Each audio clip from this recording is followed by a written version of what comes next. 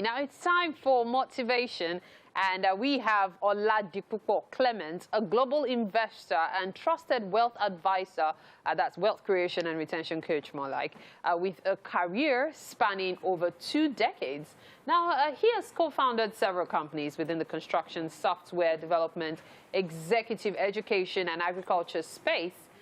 He champions the crusade for the economic emancipation of the average African through platforms such as Wealth Creation Summit and the Mega Housing Summit. Oladipupo joins us to talk about how to achieve your financial targets. And that is the focus this morning. Such a pleasure to have you here. Thank you for having me. With all you've achieved, I'm really looking forward to, getting my financial targets set for this year. Excellent. Without any doubt. So we're going to be talking about how to achieve your financial targets. Yeah. Yeah. So I know you have 4 major links you want to talk about, but let's use me as an example. Okay. I don't drive a bus. I'm not a conductor. I don't know how to make big money in 1 month. So let's say, for example, now I earn a decent salary, and I'm hoping that at the end of the year, I have 15 million in my account. Please don't ask me how to do it. I don't know how to do it. How can I achieve this using the 4 steps you're going to give to us? All right, very, very quickly. The first step in the journey to wealth creation is having the right belief system, having the right mindset. The next important step is to make money. You can't manage or multiply money you have not yet made. Yeah. And one source of income no longer works. All right, so and clarity backs focus. Focus enhances productivity. So the first step to take is how much exactly do you want to make? I have said it, 15 million. 15 million. So, now, one of the things I've seen when people set targets and why it's really often difficult for people to achieve it is there are no consequences when they achieve or not achieve them. Okay. So nothing goes wrong and nothing goes right. I call that seductive goal. So you must be able to tie that financial goal to something that drives what you are running right now. So for example, it's not good enough to say you want to earn 15 million. Let's assess, let's drive that by how much do you even require to maintain your current living standard right now. So if you need to pay rent, if you need to pay children's school fees, if you need to maintain your transport and all of that. When you measure that, you realize that if you don't meet your targets, right, if you measure that, you probably would require 1 million. You have already removed 9 million from that 15 million. So you realize that, okay, so by the time you measure that, I mean, we don't have so much time to analyze setting that first target. How much money do you really want to make? So it's very, very important. And I've increased it. It's 50 now. But go ahead. So whatever it is you want to call it, I've seen people say, I want to make 50 million and I want to make 30 million, but nothing is tied to it. So how much do you need to maintain your current standard of living? And then what is it that will give you some measure of pleasure? You need to understand that as human beings, we are driven by 2 kind of forces. We are either running away from something or running towards something. Okay. So if something is giving you pain, you run away from it. If it's giving you pleasure, you run towards it.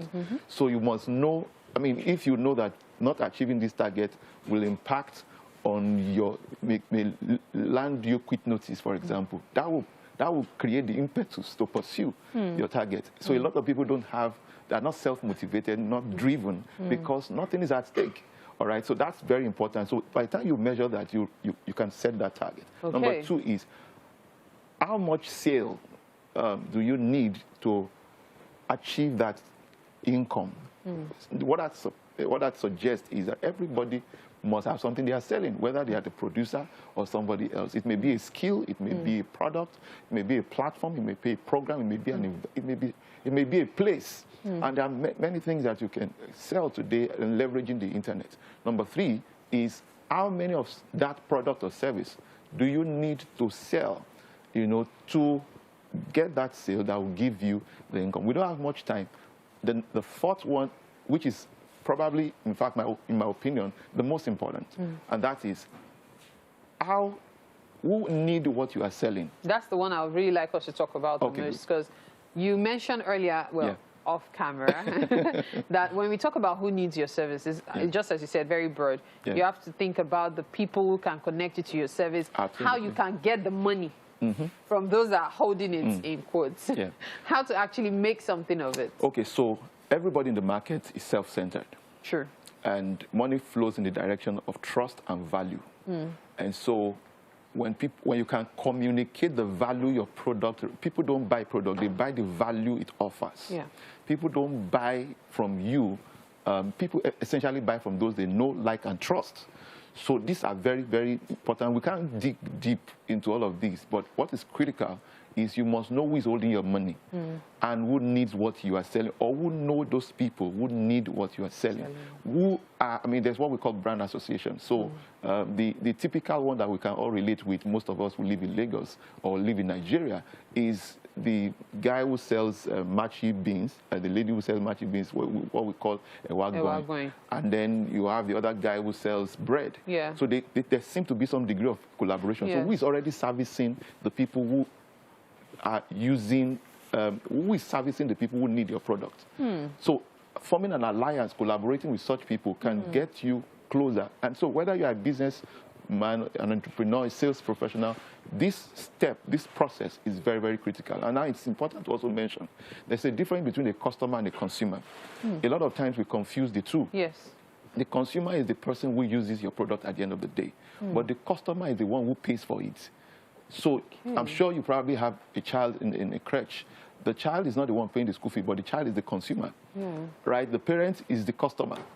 So you have to appeal to both. And most times, if you can appeal well to the children, the consumer, the customer will have no choice but to commit their funds. Because the children will not make their lives easy. Absolutely. A veterinary doctor, for example, also falls into that same category.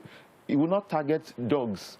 It will target the owners of dogs. So you need to know the difference between your customer and your consumer. We have so much to cover. There's a lot around this. You can follow me at Oladipupo Clement on my Instagram page. And I have a financial freedom masterclass that comes up periodically. I do it just once or twice a year. And it's usually a 9-hour session. And this is one of the modules I deal on. And so for people who may be interested, they can just go on my bio on Instagram and register. Financial Freedom Masterclass. I have a good understanding of what you said about the fourth one being the most important, because that is something we actually overlook a lot. If you're, for example, most times we pass hospitals and we see pharmacies in front of them, but we don't think of the fact that the pharmacy is best situated there, because when a patient needs medicine, the patient can just walk straight into the pharmacy. And so they're just so interwoven. Thank you so much. Sometimes we know certain things, but we don't realize that they are important, even though they are in our faces. So it's so good to have you on the show, giving us these tips. Thank you so much, Oladipupo Clement. Thank you for having me. All right, we will take a break now. Wake Up Nigeria continues in a bit.